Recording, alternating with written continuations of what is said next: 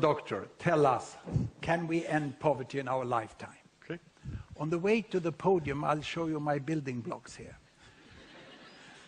This is 1 billion each block. And this is US in aid, Britain, Germany, this is Sweden. And I emphasize, this is your foundation, the white ones there. So they wouldn't put too much demand on you. Excellent. Welcome. Thank you.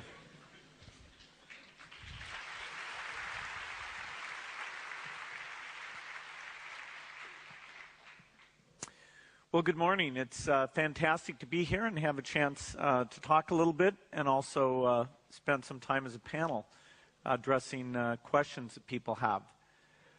It was about 6 years ago that I was last here and got my honorary doctorate. And I can say it's been a very exciting 6 years. It was actually right at that time that I made the transition from my full-time work being at Microsoft to my full-time work being, that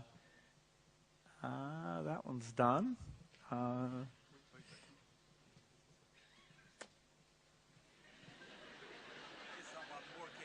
right, good. So since 2008, I've been full-time working at the foundation. And it's been very exciting.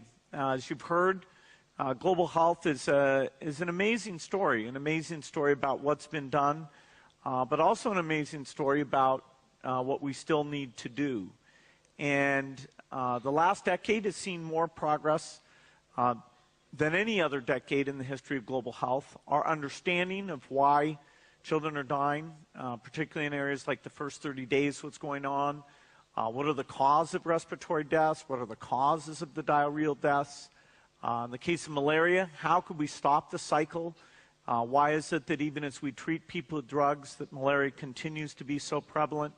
Many of these mysteries are now actually being unlocked using the very latest science. Now, taking that science and actually making new products is always very, very difficult. And then even once we invent those products, how we get those out to all the mothers of the world and all the children of the world, another very, very difficult thing, but one where I have a lot of optimism that we will be doing better. And I think we can take on some very ambitious goals.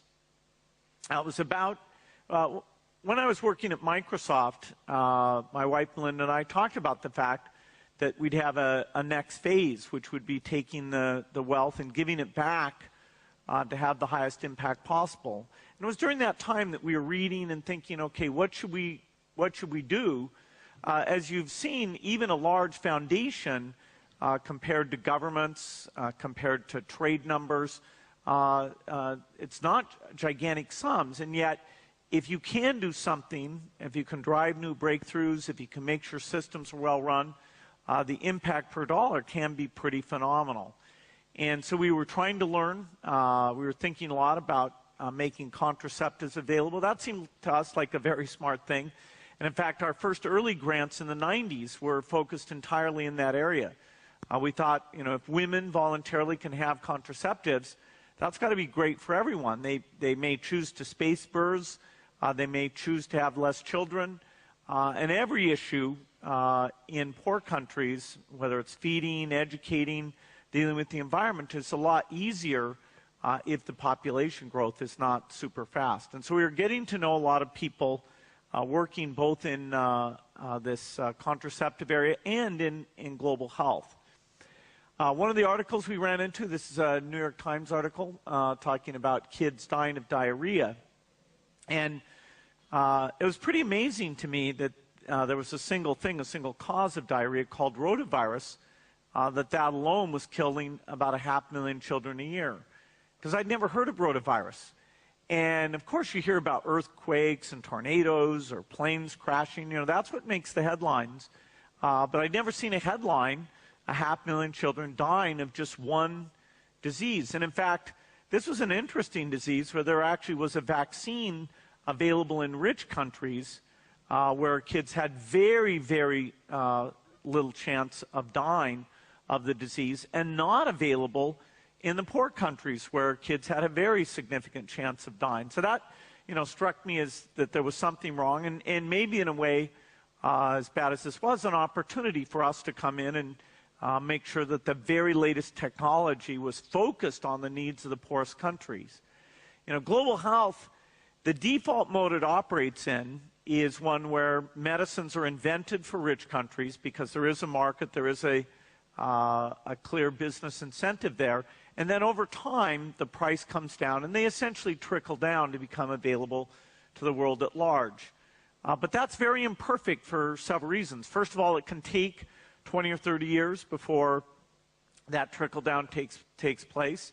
And second is there are challenges in developing countries, particularly because of tropical disease burdens, things like malaria that have been seen in rich countries for over 50 years in any meaningful numbers that are just a huge disaster there. And so there won't be a malaria vaccine that trickles down because the market mechanism simply isn't asking that for it to be made. The people who have that need, their voice in the marketplace is very limited because of their economic status. And so the idea that our philanthropy could come in, play a role there, partner with governments, partner with universities, we got pretty excited about that, including having a goal of making sure a rotavirus vaccine would get to every child. And so we took that on. We learned the numbers. I think Hans is the most articulate at taking this basic good news story and getting it out so people understand that. We ask Hans to travel all over the world all the time to get the good news out there, and it's fantastic that you can just go up to Gapminder, go up to YouTube and see his explanations. I think that that alone has made a big difference in people understanding we are making progress. What we need to do is double down on the research and the delivery. I've called this many times my favorite chart ever because it really is about human progress. As much as anything that's gone on in the last 50 years, I'd put this very, very high on the list. In fact, childhood death, when the Millennium Development Goals were put together, one of the 8 goals was making progress on childhood death and being very ambitious about that. 6.6 million a year out of a birth cohort that's about 134 million now. So that's about 5%.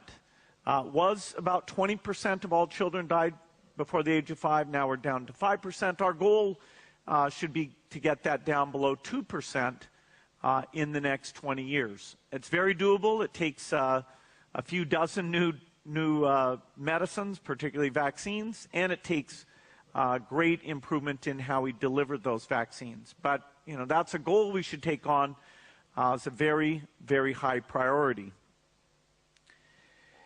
It's a combination of resources and innovation. Neither one alone will be enough. The resources fund these primary healthcare clinics.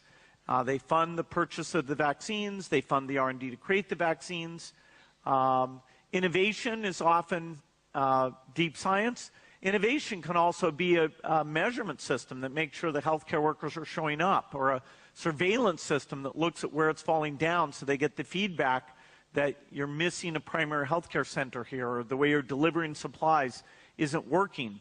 Whether it's contraceptive supplies, vaccines, drugs, often these systems are falling down because of things that we really take for granted, that people are showing up, that the refrigerator works, that the supplies are there. A lot to be done to make sure that it really helps people. Sweden, of course, is incredibly generous. In fact, Sweden and Norway are the 2 most generous, giving over 1% of their GDP to foreign aid. And you're to be congratulated for that. It sets a fine example. Believe me, when I go to other countries, I'm talking about this generosity. And also, there's a lot of effort that goes in to make sure that this money has big impact. In absolute, it's over $5 billion. Actually, that's been growing with the economy, so it'll be even stronger in the years ahead. And the focus on women, the focus on a lot of the same issues we have, means that we've had a strong partnership with the government and with CETA to make sure these things work. I mentioned vaccines. Gavi is a group that got created around 2001 when our foundation saw that there was something missing there, and it's gotten the prices down, gotten the vaccines out, including rotavirus. Rotavirus now, it's about 24% of all children in the world get rotavirus vaccine. And by the end of this decade, we'll have that number up at about 85%. The only thing that will hold us back then is the delivery challenge. That these vaccine delivery systems aren't getting out to every child. But every child you get vaccines to, this rotavirus will be included in that package. So that, that's a goal, and that's a goal that by it in and of itself has now saved millions of lives. Another big challenge has been HIV, along with malaria and TB, and Global Fund. They got created to deal with that. Just had a successful fundraising round. Sweden was a very generous participant in that. And there's a lot of additional understanding about how to take this money and spend it in a more effective fashion, how to keep people on treatment for the lowest cost possible. Sweden has worked with us on things like getting the price of contraceptives down. Some things we did over the last couple of years have brought things like the implants or the injection, brought the prices on those down by almost a factor of 2. By making commitments to manufacturers, they're able to work with higher volumes. So it's almost magical that for very little you can get so much done. And we're looking forward to doing a lot of new things, getting the drug companies to put more into these poor world diseases. The goal is an ambitious goal. You can talk about poverty, you can talk about health.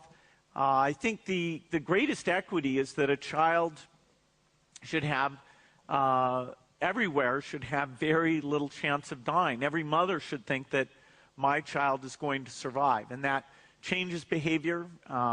Women choose then to have less kids, which of course helps with all the problems.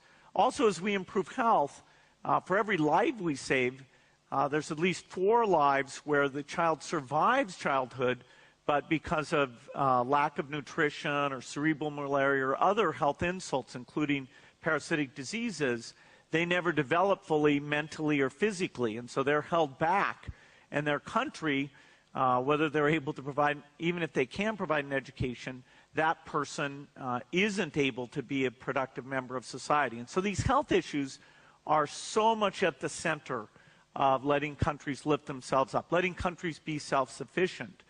The goal we've set here is that we shouldn't have any country where more than 5% of the children are dying before the age of 5. We have countries today like the north of Nigeria where that number's about 17%. Congo, that number's about 20%. And so we have got a long ways to go, both in the tools and delivery system. But this is what, since I was here last, I've devoted my time to, and this is now my full-time effort. It's very exciting. It's fun to see the progress. It's great to have partners like the government of Sweden and Hans helping to get the good news out and also get people to try a little bit harder, both on the resources and the delivery effort. That's what it's going to take to get this done, but I'm very optimistic we'll achieve it. Thank you.